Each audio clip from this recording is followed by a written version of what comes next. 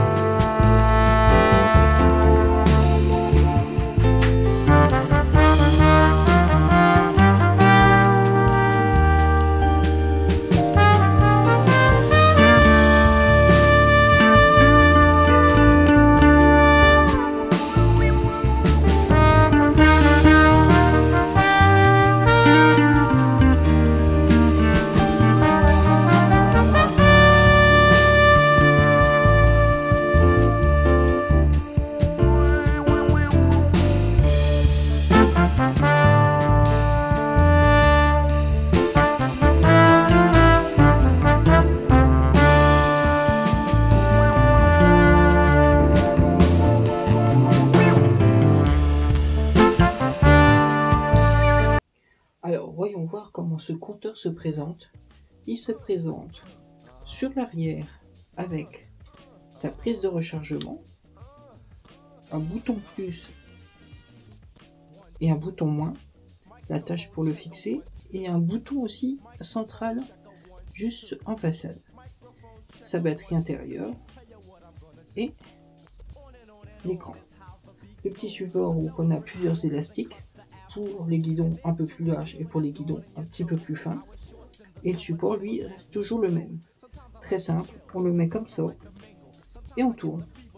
Et je peux vous dire qu'il tient très bien. Ce que j'allais aussi oublier de vous dire, c'est qu'il est étanche. Moi, j'ai déjà fait des pluies avec, quelques gouttes et aussi des bonnes saucées, et il fonctionne toujours. Et on va voir maintenant son fonctionnement. Alors, pour que les choses soient plus simples, on va parler du bouton de droite et le bouton de gauche et le bouton central. Ça sera plus simple pour vous expliquer. Donc pour l'allumer, on appuie sur le bouton central.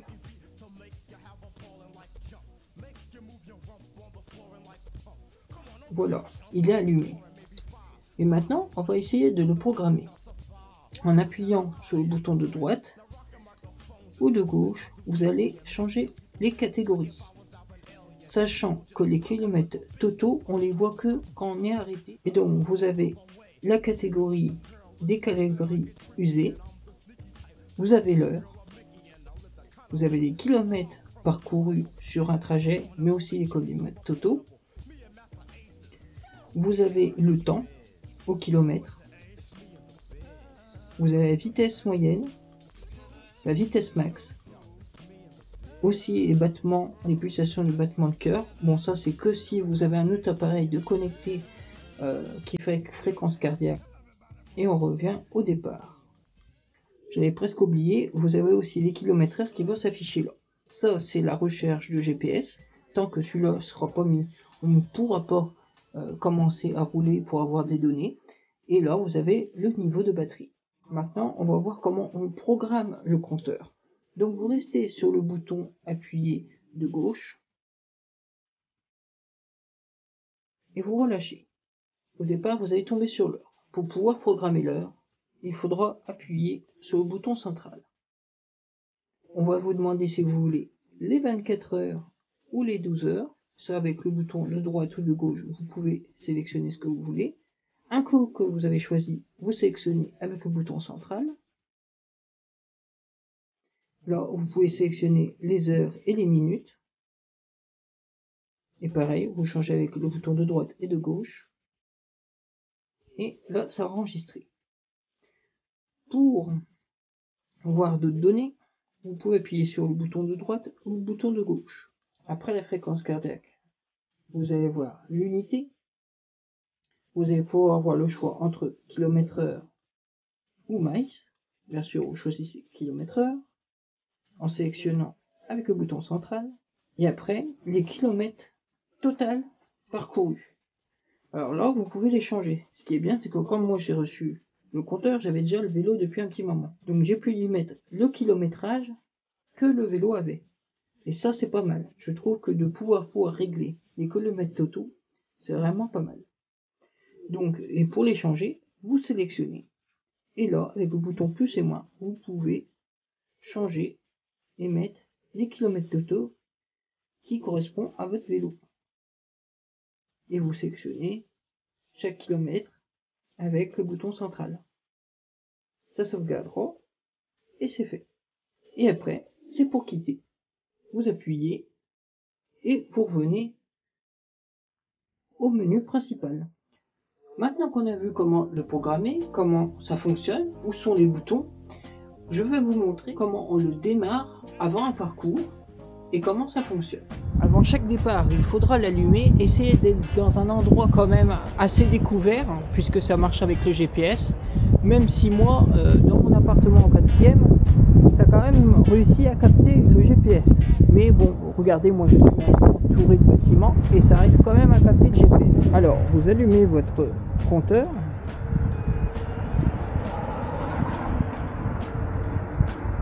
Et là, vous avez le GPS qui clignote. Tant qu'il n'est pas fixe, il faut attendre. Ça prend un petit temps, mais c'est pas non plus excessif. Je vais laisser d'ailleurs le temps s'écouler, comme ça vous allez voir le temps que ça met. Ça va un petit peu plus vite si vous êtes un petit peu plus dans un endroit découvert.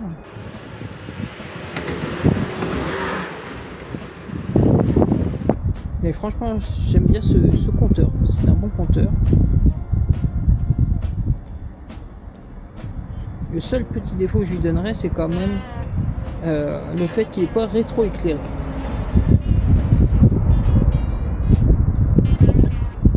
Bon, c'est un petit peu long, hein, je vous l'ai dit. Mais plus vous êtes à découvert et plus ça a tendance à aller vite. Moi souvent je le mets, je me prépare, je mets mon casque, les gants, voilà, et avant de partir, comme ça va plus vite. Après ça dépend des jours, ça dépend où est le satellite, je pense. Ah, un minute qui passe. Alors voilà, là le GPS est fixe, mais malgré tout, ce n'est pas tout ce qu'il faut faire. Puisque là, si vous allez rouler, les kilomètres/heure se mettront, mais votre distance ne s'affichera pas. Ça ne calculera pas la distance. Ça vous affichera juste les kilomètres/heure avec lesquels vous roulez. Pour activer le parcours, il faut appuyer sur le bouton central. Vous avez un petit point qui s'est affiché là, et du coup, ça valide que votre parcours est en train de s'enregistrer. Et là, vous allez avoir les kilomètres/heure, plus les kilomètres qui s'affichent à votre écran. Et on va voir ça tous en vidéo. Alors, comme vous voyez, voilà, ça met un petit temps avant de s'afficher. J'enchaîne l'accélération. Voilà, il y a une petite seconde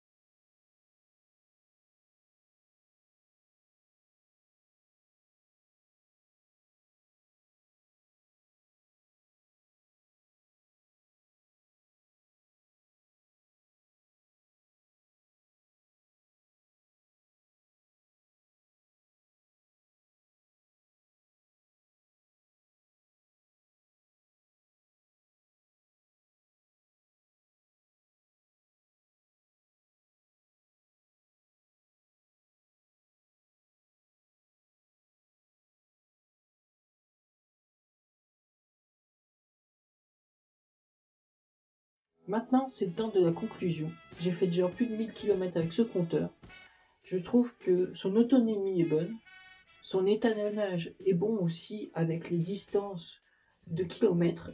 Tout est bon par rapport au GPS portable. J'ai fait la comparaison et franchement, il est aussi précis. Je te trouve facile d'utilisation. On a juste à le prendre, à le mettre et hop, on est parti. Il y a juste ce petit défaut, on va dire, d'attente qui se connecte au GPS et aussi le manque de rétroéclairage pour la nuit. Ça, c'est dommage. Moi qui, quand je livre la nuit, aurait aimé avoir un rétroéclairage sur le compteur. Malgré tout, avec l'éclairage de ville, on arrive quand même à lire dessus. Mais bon, on a avec un petit peu de difficulté parfois. Et est-ce que le rapport qualité-prix de ce compteur vaut le coup?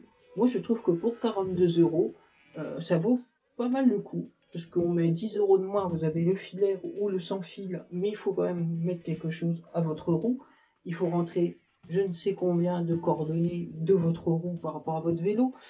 Là, vous le mettez, vous le connectez, vous me faites quelques petits réglages et le compteur, il est réglé, il est prêt à être utilisé. La recharge se passe assez vite, je trouve, et comme je vous disais, l'autonomie est bonne. Donc mon retour est très positif. Voilà, moi je vous remercie d'avoir suivi cette vidéo. Je vous dis merci aussi pour tous vos encouragements. Pour les habitués, vous savez la routine. Je vous dis à très vite et surtout à mercredi. C'est La bicyclette, je t'emmène à toute vitesse, là où rien ne presse sur ma bicyclette. Je t'emmène à toute allure vers un ciel d'azur. Allez à vélo, allez, allez à vélo, allez à vélo, allez, allez à vélo, allez à vélo, allez, allez à vélo, allez, allez, allez. À fond la caisse, on dépasse Avignon. Quand soudain arrive la crevaison, allonge-toi sous un olivier. Il suffit d'une rustine entre nous.